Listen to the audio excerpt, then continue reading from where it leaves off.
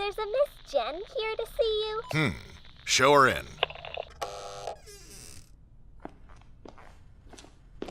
Can I help you? Yes. Yes, you can. As you know, you're a world-famous rich guy. Go on. So I was thinking you could give me some investment advice. What kind of investment advice? Oh, well, you tell me what to invest in, and I invest in it, and then bam! $1 billion. I see. And what do you know about investing so far? Well, I know it's a big question. Let's start with something like mutual funds. Or stocks. Bonds? Bonds. James Bonds. Oh dear. Have a seat. Yes. Investment vehicles include things like stocks, bonds, options, futures. Red convertibles, stretch limousines. No. But I thought you said... An investment vehicle is simply a way for an individual to invest their money with the hopes of growing it. For some people, that means trading stock. For others, it means collecting art.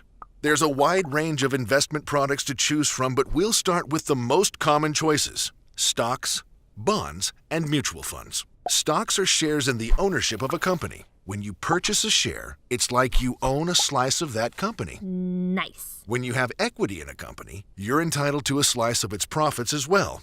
Some companies distribute their profit to shareholders through dividends, which are usually in the form of cash payments or additional shares. The other way to benefit from a company's profit is to trade your shares at a higher value than you purchased them for. Buy low, sell high. Ideally, but it doesn't always work out that way. Stocks are volatile, meaning they're a risky form of investment. Millions and millions of shares are traded each day, and stock values are constantly changing due to market forces, supply and demand. Even rumors and predictions about a company's earnings can affect the value of its shares. Do you have, a more predictable way for me to become the richest Jen on Earth? Let's talk about bonds. Companies and governments will issue bonds as a way to raise funds. When you purchase a bond, you're basically lending the company or government that money.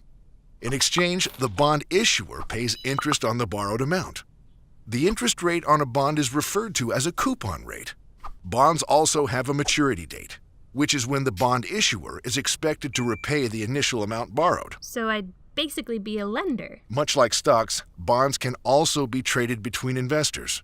In general, bonds are a more stable form of investment than stocks. But the coupon rates can be quite modest, and you still run the risk of the bond issuer not being able to pay you back. I like the stability of bonds, but I also like the potential higher return of stocks. If only there was some way to smoosh them together, and then also not have to worry about exactly how to manage them.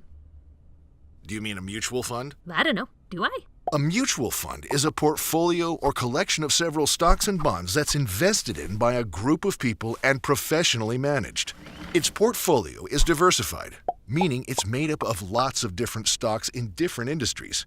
A diversified portfolio helps spread out the risk. Because that way you're not putting all your eggs in one basket. Precisely. Mutual funds are a relatively inexpensive way for a small investor to have access to a wide range of shares. But there are fees associated with running a mutual fund. And just because the fund is professionally managed doesn't mean it's guaranteed to do well. Thanks for the overview. You've been so helpful, but I still have one more question for you. Go ahead. How do I take what you just taught me and turn it into $1 billion like you did? Well, that's a secret I'll never tell. Now I have one last question for you. Go ahead. How did you ever get past security? Well, that's a secret I'll never tell. I climbed up the laundry chute.